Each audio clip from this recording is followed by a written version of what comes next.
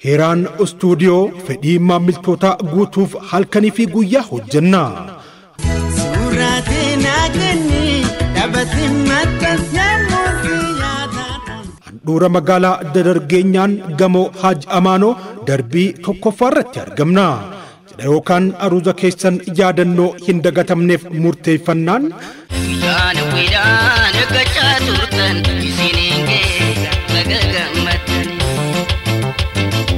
veeloo gatii madaalawaan argachuuf Heeraan Stuudiyoo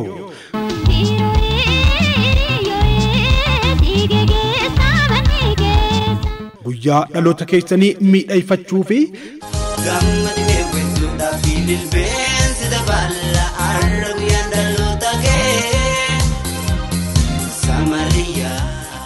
suuraa hatattamaa barbaannaanis daqiiqaa 10 guunne keessatti dhiinee isiniif kennina.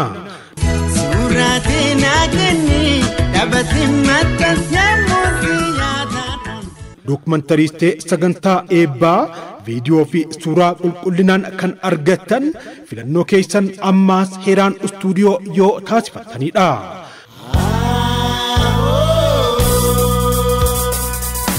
Kanana tujige nyaananwe ayyuudha lammige nyaanasoe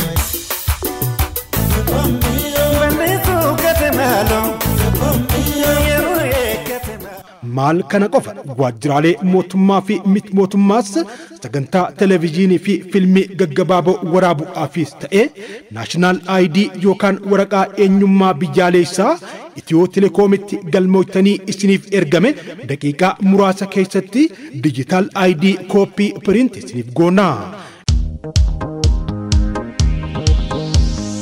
Diizaayinii baanaraa fi istiikaraa qulqullina qabu nu biraa argattu. Ogeessotni kaameeraa Heeraan Stuudiyoo muuxannoo olaanaa qaban halkanii fi guyyaa isin tajaajilu. Fiinxa miidhagaa taatanii gammachuu habbuuqqachuuf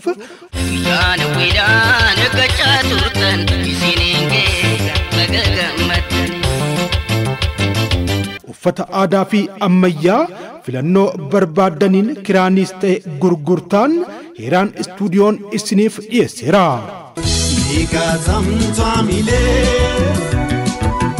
Kan argamnus handhuura magaalaa Dadar fuullee adda-babayii gamoo Haaj Amaanootti. Lakkoofsi bilbilaa keenya 09-12-33-13-17 irratti heloo nuun jennaan fedhii maamiltoota guutuuf halkaniif guyyaa hojjenna. Heeraan Stuudiyoo.